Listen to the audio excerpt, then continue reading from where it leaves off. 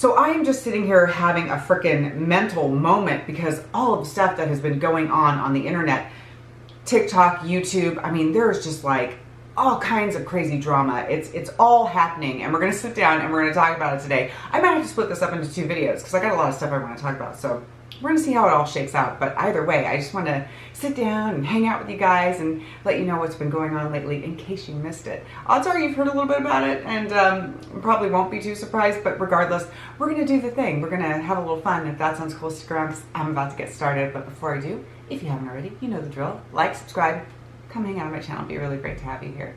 With that being said, let's get into today's video. I want to start off today's video by giving Trishas a little bit of love. Congratulations to Trishas for starting a new podcast called the Just Trish Podcast. She does have a co-host with her, and I am loving the new background. It's very her. So I'm looking at the video right now. She's got this little popper here where she's got the little champagne thing to celebrate the beginning of her new podcast. Welcome to Just Trish. That was beautiful. I love the background. Don't you just love the background? And it's very her. It's very cute. She seems really happy. And in the beginning of this whole brand new podcast, she goes a little shade Colleen's way about, not shaming people's bodies. It's hard to say. Like, I was a hater, but I wasn't like a mean girl. Do you know what I mean? Like, the people who attack people's looks or weight or OnlyFans or whatever, I just feel like I never was like that. Like, I never was like, ew, you have a big nose or you're fat or whatever. I don't know.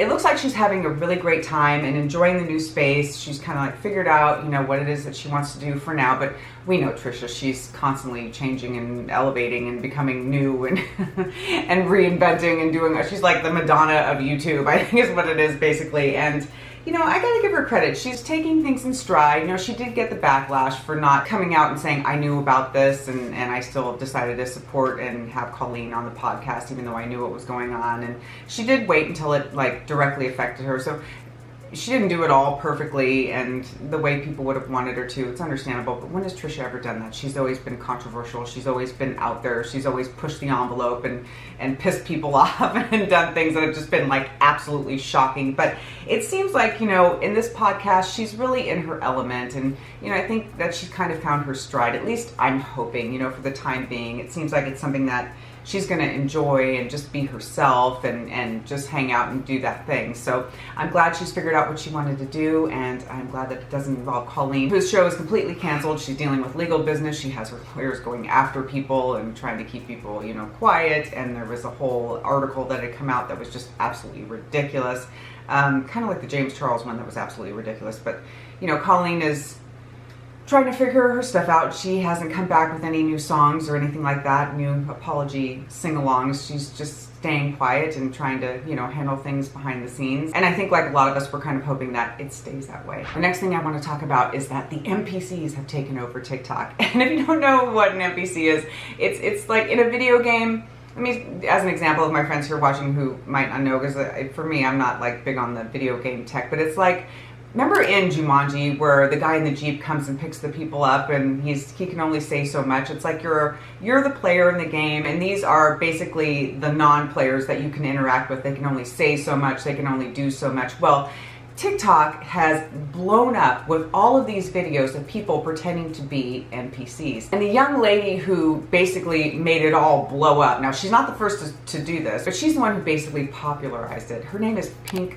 Doll, and she's the one that basically has the market corner on how to do the Npc TikTok live thing. These people are hopping on TikTok now and they're following with the trend. I feel like I cannot scroll without finding 5 or 6, 7, 8, 9, so many of these people that are going live. All these people trying to do the, hearts and I can't even do it, but it's just because it's not in my wheelhouse.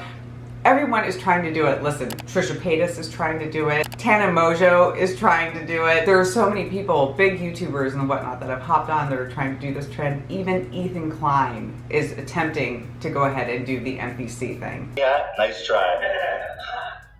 I will protect your chastity, my lady. Hey. What?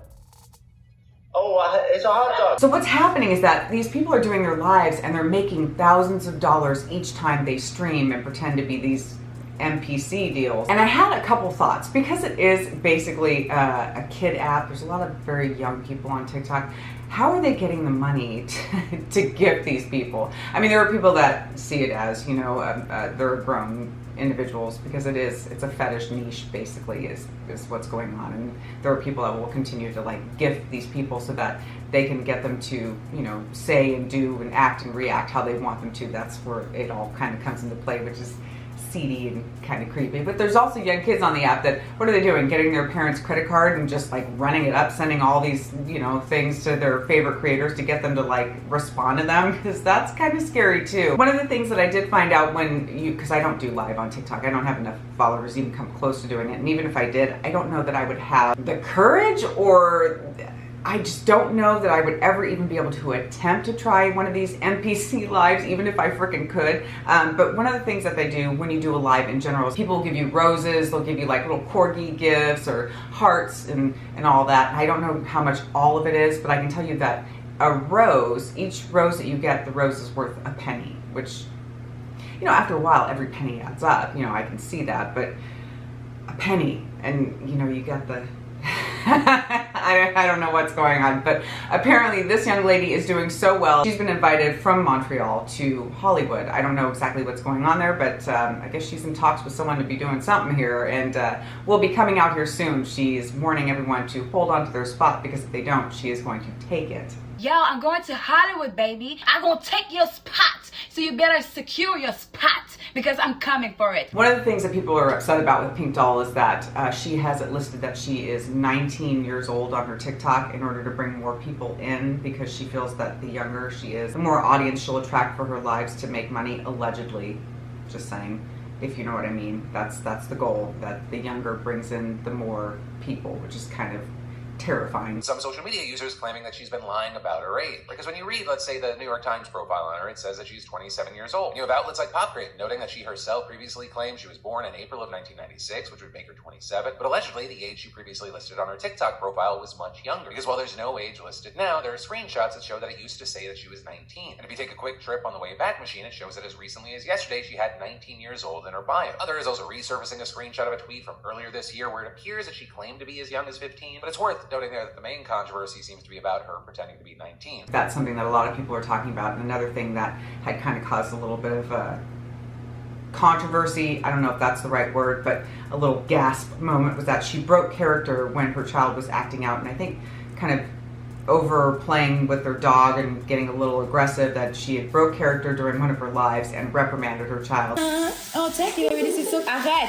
Pourquoi tu ris comme ça? Hee-ha, yes! You got me feeling like a cowgirl. Let me right here, turn, pat, amazing. JS, stop it. I said stop. You stop now. You leave the dog alone. It's not a game. You're gonna hurt the dog for real. Stop! No. Go to your room. Go to your room. Now. 5, 4, 3, 2, 1. Thank you, baby. This is so cool. That was good. Coconut. Cake. Yes, do your thing. Some people were upset at her for how she reprimanded her child, which she's just basically saying that she's going to put the kid in timeout. Nothing physical happened.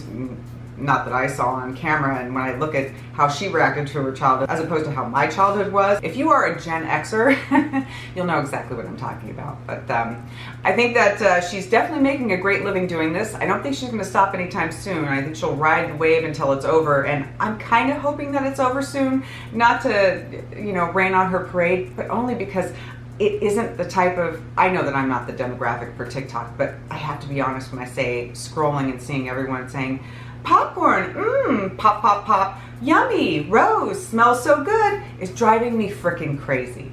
Let me know in the comments if you agree. Jaclyn Hill has got herself in a little bit of hot water again, and it looks like her business, Cozy, is not doing so well. So I've seen some things, you know, circling around the YouTubes where Jaclyn Hill went ahead and decided to post something saying, 4 years later using my contaminated lipsticks, contaminated in quotations as to hint that they weren't exactly contaminated. Well, we all know that they were. Anything that has any kind of fuzz, and of course we had the hard, you know, shea butter balls that were in the lipsticks. There were all kinds of things, the bubbling, the way it was made and created, a full apology video surrounding these lipsticks, incredibly controversial, and it shot Raw Beauty Christie through the roof. It got her huge platform that she has today. I'm glad. I mean, I adore that kid, and she's always been amazing with the whole makeup content, and she's definitely switched things up now that she's a mom and she's no longer doing as much makeup as she used to, which I kind of miss, but I also understand. I mean, it makes sense, but it put her through the roof. When she had her microscope and was really getting like a close-up on those lipsticks, which were in fact contaminated, well, people kind of gathered together on that post and gave Jaclyn a little bit of a talking to on how saying it was contaminated in quotations was in poor taste. Now, I don't know how I feel about this. I on one hand, I don't appreciate it because I don't really find it funny. Like most people, I didn't find it, humorous, and they were actually contaminated. And on the other hand, it's Jaclyn Hill. I mean, and she is just full of controversy. She's always saying something or doing something that people find, horribly wrong. She's made a ton of mistakes. I don't trust Jaclyn Hill. I really don't. She's one of those that has just already proved herself to be this non-trustworthy person. So do I think it's wrong that she was trying to take it lightly and say, oh, contaminated? Yeah, it is. Do I think that it's something to rake her over the coals for? Not really. I think it's already done its damage. It's already pretty much caused a lot of problems for her, and I think hopefully after this little joke snafu, we can just move past it and not talk about those hairy, nasty lipsticks anymore. I don't know, man. I do have one thing I will admit that I bought from Jaclyn Hill at Ulta. It was that strawberry eyeshadow palette because I happened to like the color story and it was on sale. So I did buy that, but that's really the only thing I have from her. And other than that, yeah, I don't really buy much from her. So that's just how I feel about that. But speaking about not buying much from Jaclyn Hill, apparently her Co's site is not doing so well. She's been having a lot of sales, a lot of flash sales, and still has a lot of stock. It seems like people aren't interested in buying the very high priced items that she has on there. She was even adding things together and throwing in some of her jewelry from Roxanne, I think is the name of her jewelry line that she has, and adding things in for free to try and entice people to buy, and it's not going so well. So I'm not really sure what the future is looking like for her Co's brand and her jewelry brand, but currently it's not seeming very bright, which is kind of unfortunate for her, but at the same time, kind of not, because I feel bad for the small influencer that she took the name from and copywrote so that it couldn't be used any longer, even though the young lady reached out to her and said, can you please pick something else? That was a whole debacle and thing that happened where I felt like she has been on many occasions in the wrong. But with the price of the clothing and the jewelry and everything that she has on her website, everything being as high as it is, and with the strike going on and the economic climate that we're living in these days, it's just really not a price point that people want to go ahead and purchase things like that when they can find something incredibly similar at Target and Walmart for like a fraction of the price, which is something that I would be doing right now. So I don't think I'll be shopping on Co's anytime soon. I don't know what's going to happen in the future for her brand, if it's going to continue on or if it's going to continue to struggle and then kind of fizzle out. I guess we'll just have to wait and see.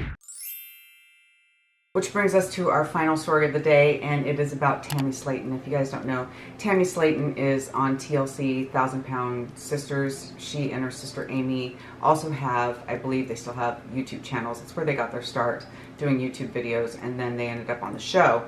And Tammy has struggled, well, her family, they all have struggled with weight issues, but I think she had the hardest time getting the weight off, where Chris started getting the weight off and her sister Amy started getting the weight off, and they've just kind of all struggled with it, but she was the one that really, really had a hard time. So she was in and out of rehabs for a while and was having some really serious health problems, which finally landed her back in a rehab where she started to lose the weight, which was phenomenal. I mean, she's doing really great, and I'm so proud of her. It's wonderful. But while she was there, she met Caleb Willingham, and they had a bit of a whirlwind romance, and they fell in love. I mean, they're both going through something very serious together. I'm sure it's very difficult. You know that food addiction is one of the hardest addictions to deal with, is because you have to eat. You can't just stop doing it. Like with cigarettes or alcohol, you stop. You go to meetings and you quit, but you have to eat.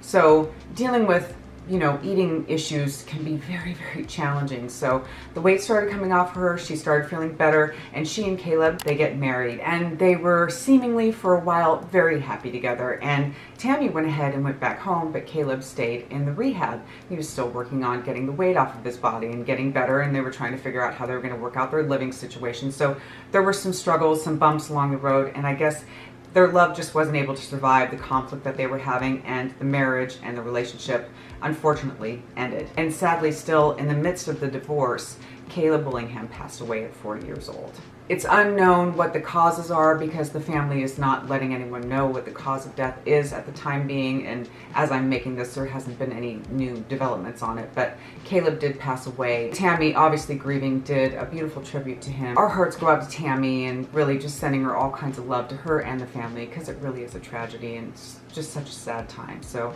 I hope that they have healing and just that they're all doing okay. So that's gonna do it for me today, guys. Those are my little stories. Let me know what you think in the comments. I hope you guys are enjoying the content and all that fun stuff, because it's a free and fun way for me to hang out with you guys, like I've been saying in all of these. I'm just like not working right now. So feel free to support the channel. Again, if you want to help me, that would be really great. And yeah, that's gonna do it for me today, kids. Thank you so much for sticking around and watching. As always, I really do appreciate it, and I will catch you all in the next one. Bye.